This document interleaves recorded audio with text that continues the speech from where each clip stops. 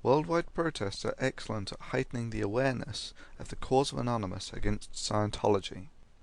Any organisation that can simultaneously hold protests in Australia, Belgium, Canada, England, Germany, Norway, the Republic of Ireland, the Netherlands, Scotland, and the United States is clearly an organisation to be reckoned with. This video deals with the strategy of collectives like Anonymous engaging with a single powerful unit like the cult of Scientology. You really don't have to invent such strategies, of course.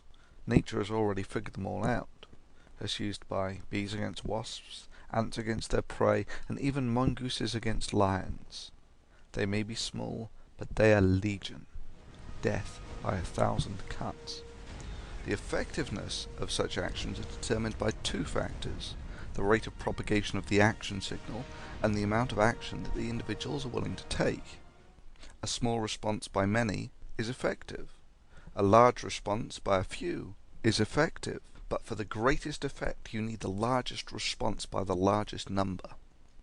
This strategy is ideally suited for collectives like Anonymous engaging with organizations such as the cult of Scientology.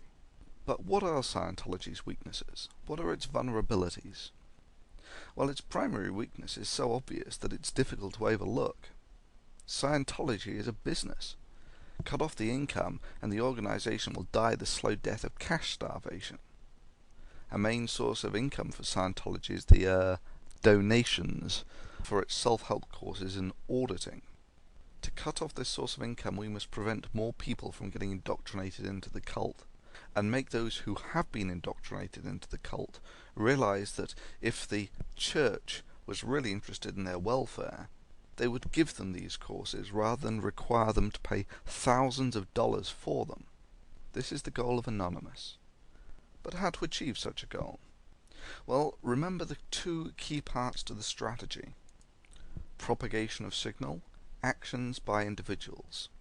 In order for maximum effect, we need the maximum propagation and the maximum action. Firstly, in order for effective propagation, you, as individuals, must spread the message. Post about it on forums, write about it in blogs, make videos about it, make images about them and host them on servers, and tag them with Scientology meta tags. Talk about it with friends, talk about it with family, talk about it at water coolers, and so on. Secondly, the message needs to be appealing enough for people who hear it, understand its urgency and its benefit for wider society, and themselves pass it on. Effective propagation of the message requires a convincing message. With Scientology, you don't need to look any further than the court rulings on the subject. For instance, this is from the ruling of the Superior Court of the State of California. This sect, under the pretext of freeing humans, is nothing in reality but a vast enterprise to extract the maximum amount of money from its adept use of pseudo-scientific theories by auditions and stage setting, to estrange adepts from their families and to exercise a kind of blackmail against persons who do not wish to continue with the sect. Not to pull a guilt trip, but would you want to look your children in the eye and say that you stood idly by while the exploitation of people for profit under the mask of religion became an acceptable concept? Then there's the lives ruined by Scientology. I have created a video for people to host responses as to how their lives have been ruined by Scientology. This will serve as a repository for any government who wishes to see the effect that Scientology has on people's lives. If you have had your life ruined, take the time to make a video response. Through this act of generosity, you will ensure that others do not suffer the same misfortune of getting involved with Scientology that you did. Add to this Operation Snow White, which Time magazine described as: these break-ins were part of a vast spying operation created by Hubbard, that's the founder of Scientology, and directed by his wife to gather information on enemies of the church. One Scientology document so identifies 136 government agencies at home and abroad.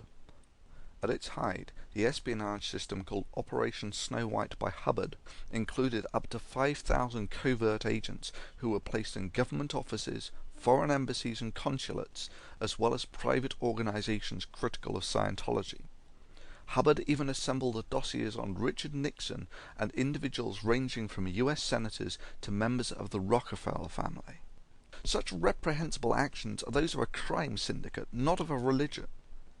These actions can be found on record in court proceedings. It is also very striking that the crimes of Scientology are real, against real people, prosecuted in real courts, unlike those that Scientology accuses others of. These include breaking into someone's office, stealing stationery, writing bomb threats on them to incriminate Paulette Cooper. These are the lengths that the Church has gone to incriminate people critical of it.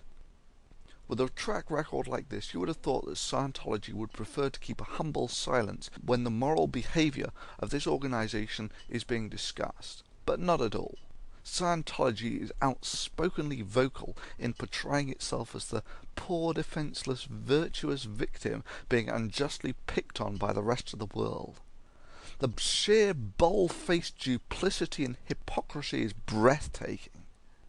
It's quite clear that we are dealing with an organisation devoid of conscience or ethics. This brings us to part 2. What action do we need to take? We must brand Scientology with its own values. When people hear the word Scientology, it must be with the words that effectively describe the twisted nature of Scientology. Family breaker, merciless, harassment, unlawful, cult, brainwashing, spite, intimidation, indoctrination, religion for profit, immorality, brutality, blackmail, fraud, stalking, infiltration, terrorization, cruelty, malice, robbery, coercion, criminal. We must brand Scientology with its own values. After that, human nature will personally take care of the eradication of this poisonous little cult. This branding needs to take place globally in cyberspace and globally on public notice boards in the real world, especially focused near Scientology media.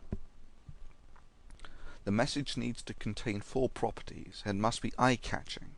It must contain an effective message about Scientology.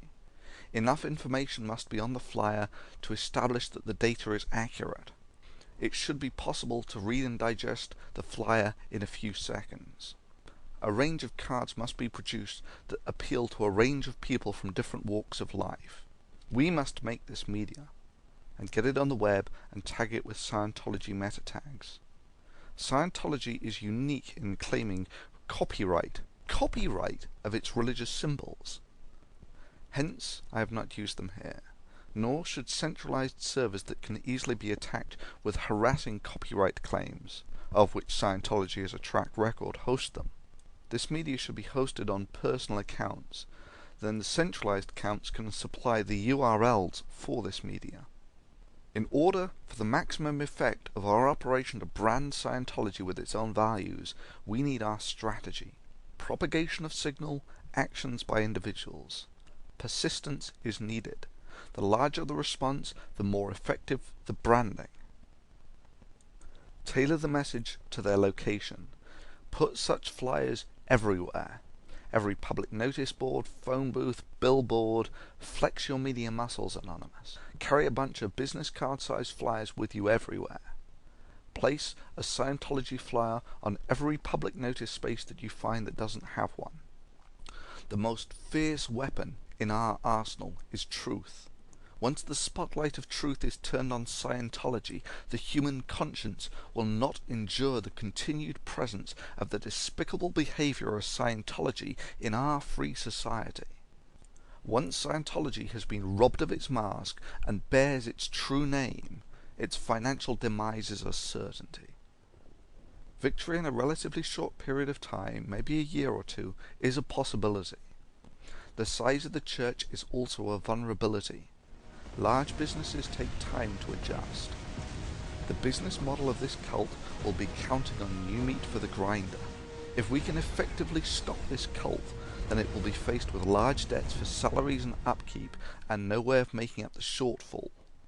Bankruptcy. We must propagate the message. We must act. Victory or failure lie within our hands.